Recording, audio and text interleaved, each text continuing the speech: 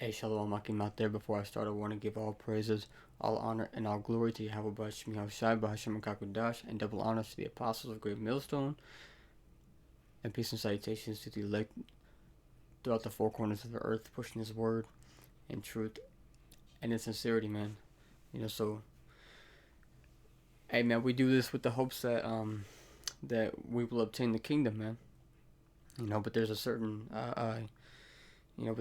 path to walk to obtain it, man. And it's not an easy one, but very narrow, man. So that's why the scriptures say that there are few that are going to be chosen, man. All right, this is from the book of Matthew 22:14, and so it reads, "For many are called, but few are chosen." Let's see, and so those few are going to walk down that straight and narrow path, man. Because it tells us in the same book, Matthew chapter 7. I'll start at 13. And so it says, "Enter ye in at the straight gate, for wide is the gate, and broad is the way that leadeth to destruction, and many there be which go in thereat." All right, man. So that basically means that to not be a part of the masses, man. Because people, these people are like are complete followers, man. And this society is nothing but, they do nothing but follow and do the things that are trendy. All right, so if one person sees a big ass group of people going somewhere and they don't know where else to go, guess what, man? They're gonna take part of that group, man. Even though they might not know what they're gonna do, if they're scared, they're gonna go with that group, man. Because people don't have no faith, man. People don't know the true God. They ain't got no faith, man. They rejected Him. It says, "Because straight is the gate and narrow is the way which leadeth unto life, and few there be that findeth." Few there be that find it, man. So that takes me to second entrance of the 7th chapter, man, because I was doing a bit of reading, man, and so I went through this, and hey, man, I read it back like three or four times, man, because there's gonna be so very few that find that find that path, man, that find that narrow path that leads to the great reward of the kingdom, man. Just picture 144,000 people out of almost 8 billion. 8 billion people on the planet, man. That's less than a quarter of a percent, man. It's like 0.00 something, man, percent.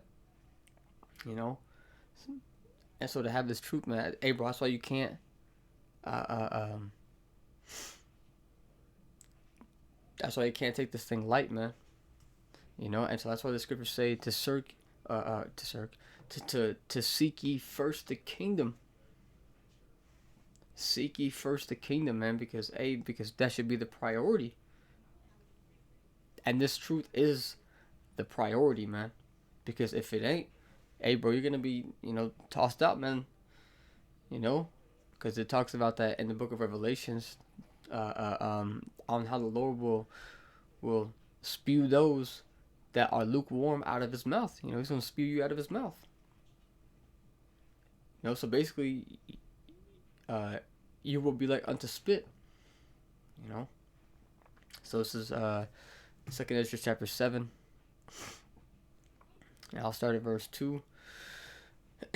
And so it reads, "And he said unto me, Up, Esdras, and hear the words that I am come to tell thee. And I said, Speak on, my power. Then he said unto me, The sea is set in a wide place, that it might be deep and great. But put the case the entrance were narrow and like a river, who then could not Slakia, who then could go into the sea to look upon it and to rule it. If he went not through the narrow, how could he come into the broad?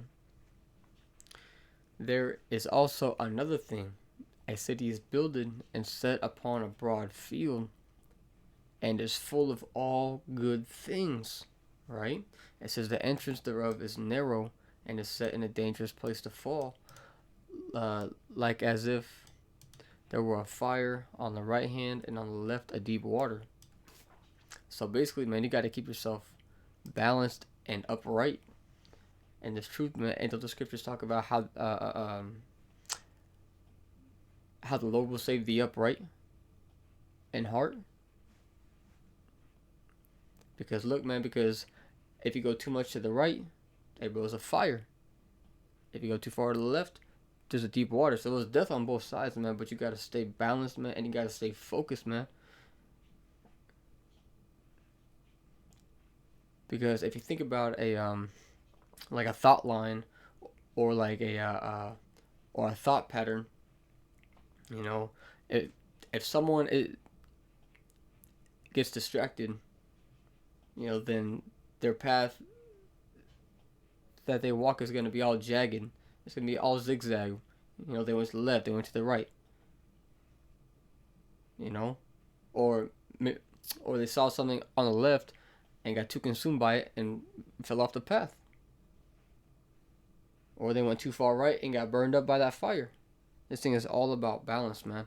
But if you stay focused, and if you think about, a thought line that is focused, they only have their eyes in one direction, straight ahead. You know, so that's how you gotta be in this truth, man. You gotta be focused, man. All right.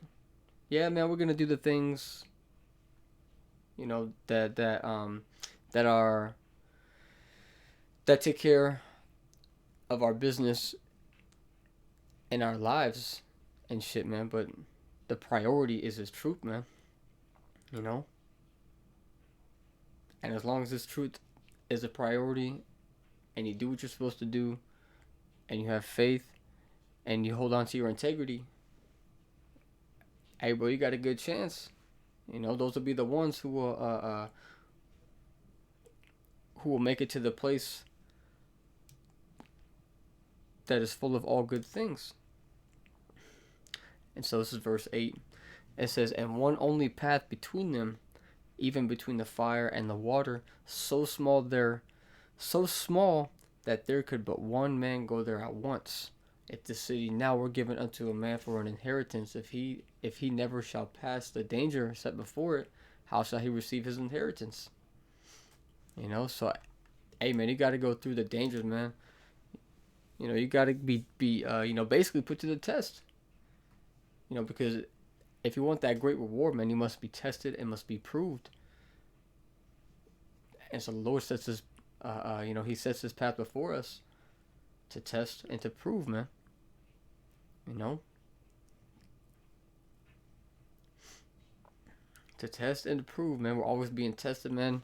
You know, and so that's why the Lord constantly be, chastising us or chastening us and testing us, man, because that's what he does. He's gonna put you in a particular situation to test you, right? Because some men, you know, they may be like, man, fuck this, man, I can't do this shit no more, man. Man, I didn't catch it like this back in the world, man. This shit's crazy, man. You know, something I'll get like that, you know. But